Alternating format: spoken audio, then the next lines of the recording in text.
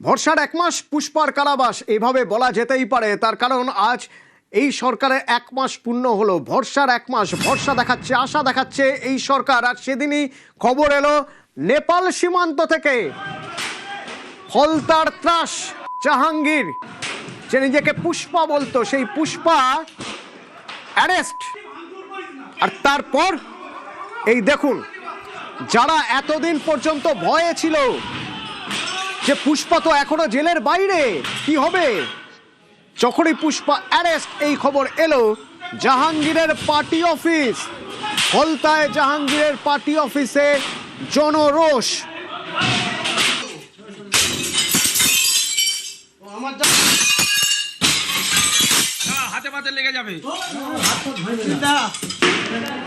মানুষের এতদিনের রাগ, ক্ষোভ, তার বহিঃপ্রকাশ এইভাবে। কেন হবে না রাগ, কেন হবে না ক্ষোভ? এই পার্টি অফিস থেকেই তো দিনের পর দিন নির্দেশ গিয়েছে কার বাড়িতে হুমকি দিতে হবে, কোন পাড়ার মোড়ে বাইক নিয়ে চক্কর দিতে হবে, কারা যেন বাড়ির বাইরে না বেরোতে পারে দেখতে হবে, কাদের গিয়ে ধর্ষণের হুমকি দিতে হবে, কাদের গিয়ে বাড়ি ছাড়া করার হুমকি দিতে হবে। এই পার্টি অফিস থেকেই তো সেই সব নির্দেশ যেত। আর এই পার্টি অফিস নাকি গোডাউন দেখতে হবে। এই যে তালা ভাঙা হচ্ছে, সরকারি ত্রাণ অফিসে থাকবে, সরকারের অফিসে। দুর্গতদের জন্য সেই ত্রাণ রাখাও তো পার্টি অফিসে, মানে পার্টি ঘনিষ্ঠ হলেই মিলবে ত্রাণ। এতদিন শুধু শোনা যেত, এ তো চোখের সামনে দেখা যাচ্ছে। হুইলচেয়ার মালগুলো সব পাচার করে দিয়েছে। ঠিক আছে, কম্বল আছে, এটা কম্বল না না কম্বল।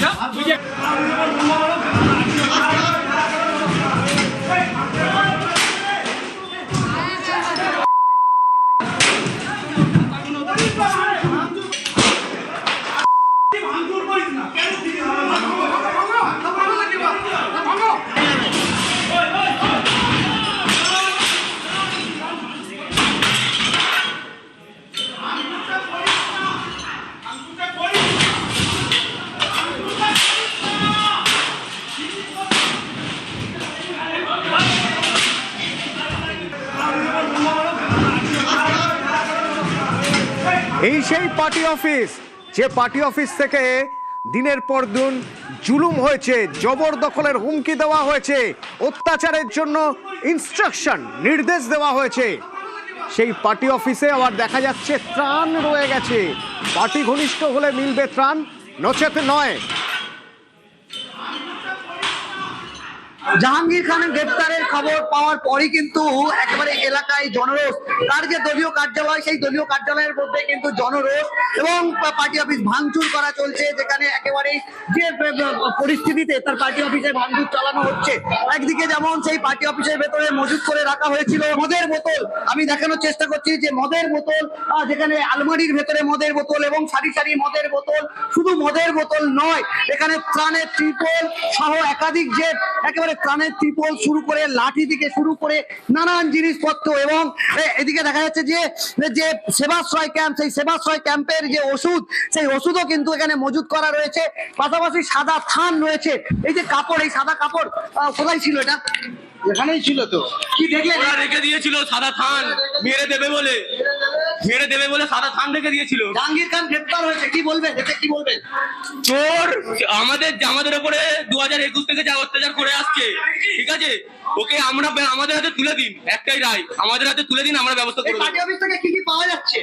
সব বাচ্চাদের ড্রেস পাওয়া যাচ্ছে, সব গরিব মানুষদের সবকিছু যাবতীয় জিনিস সব আটকে রেখেছে। একেবারে এই পার্টি অফিস, অর্থাৎ ফলতার পুষ্পা, যাকে যিনি নিজেকে পুষ্পা বলেছিলেন, সেই পুষ্পার দলীয় কার্যালয়ে একেবারে এই যে ত্রাণের মাল মজুত করা রয়েছে, সাদা থান মজুত করা রয়েছে, মদের বোতল মজুত রয়েছে এবং সেই জনরোষের ফলে কিন্তু ভাঙচুর চালানো হচ্ছে।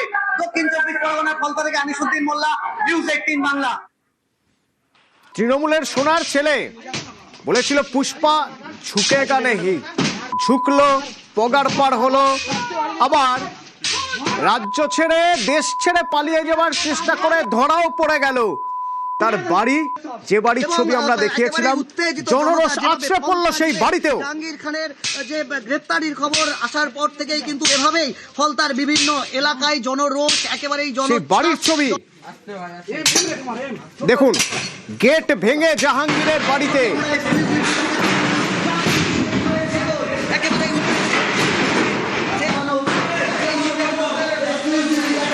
বিছানা, বালিশ যা পাওয়া যাচ্ছে, বাচ্চার খেলার জন্য সফট টয়, কোনো কিছুই বাদ যায়নি। মানুষের রাগ, মানুষের ক্ষোভ, এতদিন ধরে ঝকঝকে কাচের দরজা, চমৎকার গদি, দামি আসবাব,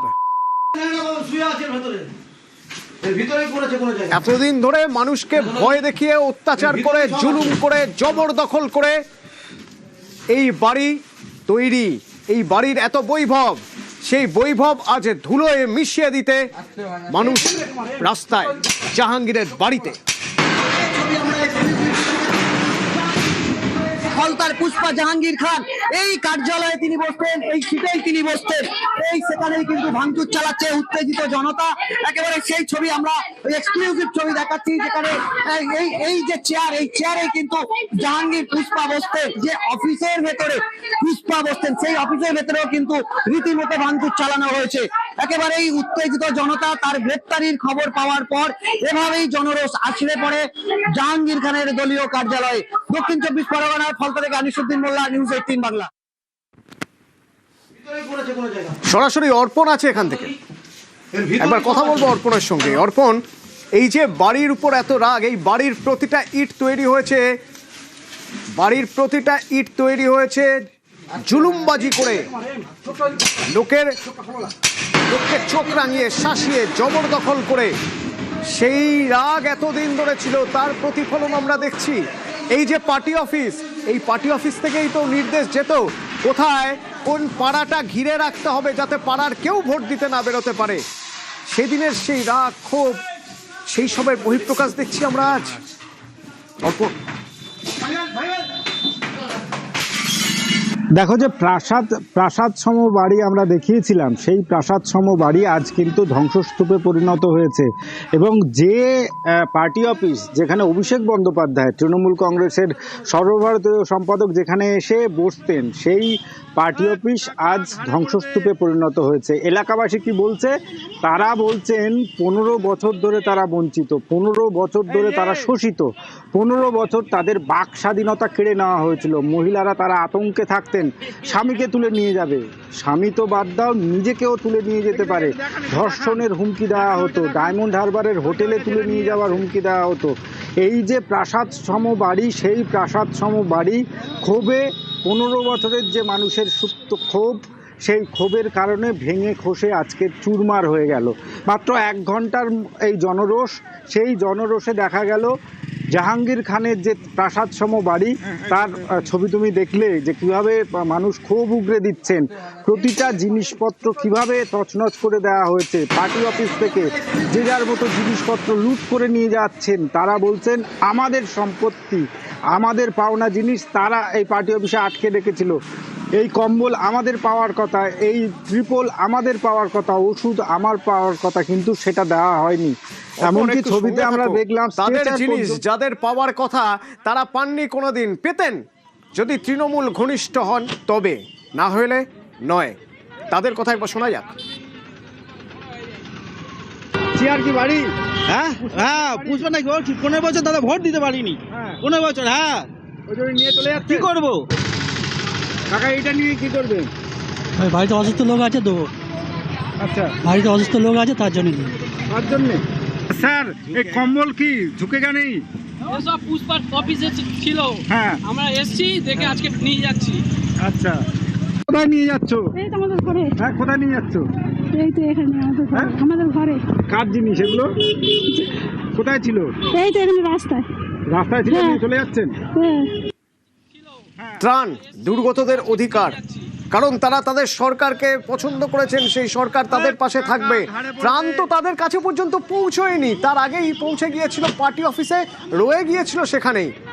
অর্পণ তৃণমূল ঘনিষ্ঠ হলেই মিলতো ত্রাণ, তাই আজ যারা যারা নিয়ে যাচ্ছেন ওই কম্বল ত্রাণের সামগ্রী, তারা বলছেন তাদের দরকারি জিনিস যা তাদের পাওয়ার কথা ছিল পাননি, তাই আজ ছিনিয়ে নিয়ে যাচ্ছেন।